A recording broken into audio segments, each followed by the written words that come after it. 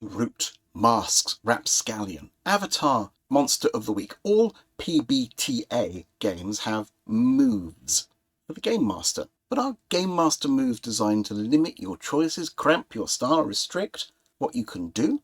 Or do they insist the game is constant mayhem and the players never get to relax before they're hit by the next fight? And aren't you, the GM, supposed to be able to do whatever you want? Let me answer these questions, and by the end of this video you'll understand what they are, why they're there, and why we love them. The discussion in this video applies pretty much across the board for Powered by the Apocalypse games, PbtA, but I'll be mainly using Root for the examples later on. If you want to properly get to grips with Root, look for my playlist about it on my channel page. So what are GM moves and why on earth would anyone need them?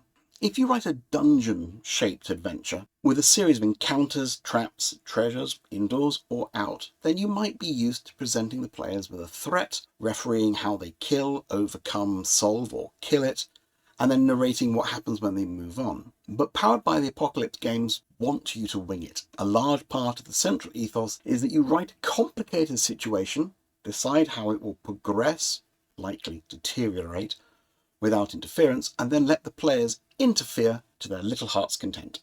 And the rulebooks always say that one of the times you make a GM move is when they all turn and look at you expectantly. But this is sometimes misunderstood as whenever the players pause, hit them hard. Often when a player rolls low on a move of their own from the playbook, there's no listed failure result. And I have seen people say that there should be one written for every move, and that without that spelled out for them, the books imply that nothing happens on a low dice roll. This is a fundamental misunderstanding of the rules. Nothing is specified because it's often not for the players to know in advance what's going to happen if they screw up a roll. Another post I saw go past on Reddit had someone argue that everything a GM says must be a move because the players look at them, and the move had to be as hard as possible. No saying to Steve, yeah, okay, you get the items from the shop. Next. Dan, what are you doing? This feels pointlessly adversarial, and again, it's a misreading. You can make as hard a move as you want to.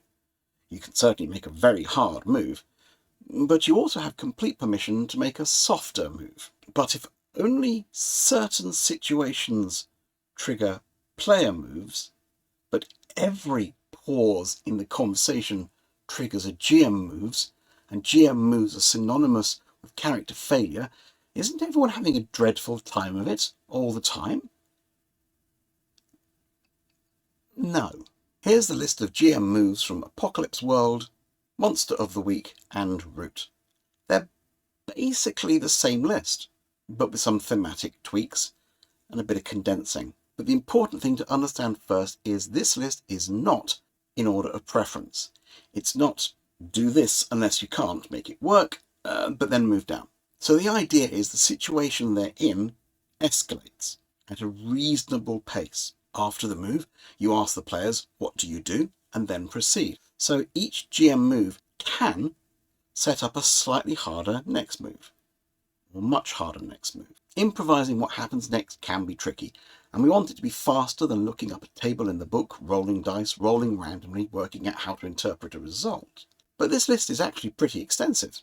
What else would you want to say happens that we can't fit into one of these categories? Yes, there's no nothing of note happens and everyone's day continues, but we're not playing some sort of idle game. We want action, but action can have different pitches. The sort of example given by people complaining that GM moves are stupid is often something mundane that players want to do that might be better covered by out-of-game downtime, like going to the shops or foraging for herbs. If there's no player move for an activity, then it's uninteresting to the game. If there's no die roll, the game isn't about that and it shouldn't be on screen. Maybe, but I'm going to use the market as an example and Root as the setting and give you examples for every GM move. It really is just a prompt to help you improvise. So the players have said they're exploring the market in Limberley, currently controlled by the Eyrie dynasty, and they want to find a Woodland Alliance cell rumoured to be operating from here. They don't know who to question, so one player suggests they might get a lucky coincidence And I say, oh, that sounds like trusting fate, make me the luck roll on behalf of the group. They roll the dice. They get a 4 in total. Time for a GM move. Capture someone.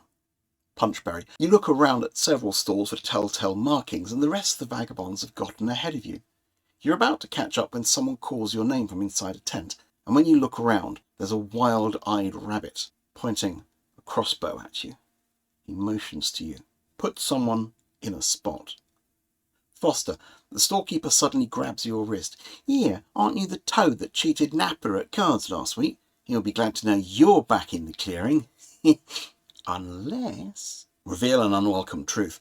Rose, you are wondering why the stall holders were giving curt answers to your questions until you got to the poster. The Woodland Alliance's local instigator is being executed at sundown today.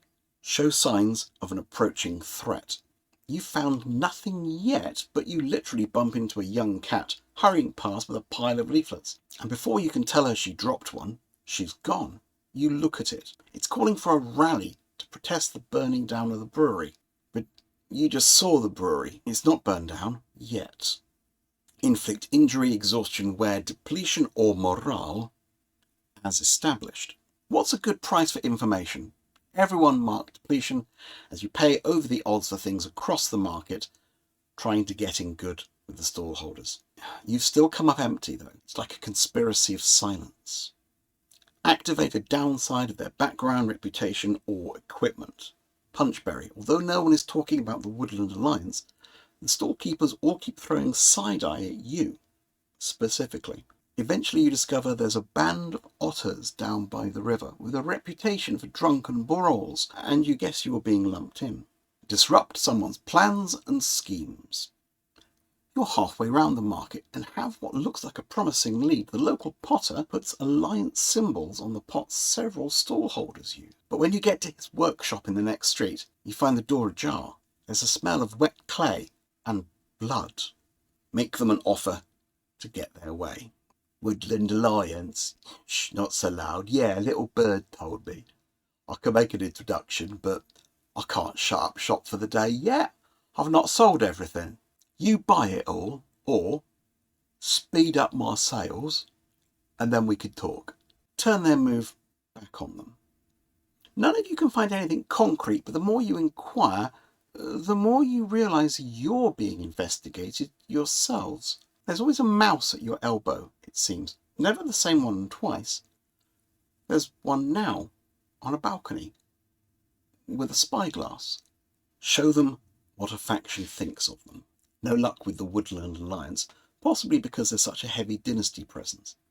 The next time you pause to get nowhere, a cough at your back makes you turn. There's a gruff-looking kestrel, idly stroking her sheathed sword. Road out's behind you. It's downhill to Fire Hollow, which is the way I've heard you like to go. Any of these can be hard moves. The crossbow is shot, the patrol have their swords drawn and are ready for the fight, and so on. The difference is that a regular or softer move means you ask the characters, what do you do, just before the trouble is solid. And hard moves, you ask that when it's already upon them. The key for me to understanding when to make a harder move was a blog post I read by John Harper talking about Apocalypse World back in the day. I'll put a link to that downstairs for you to go and relive the 2010s.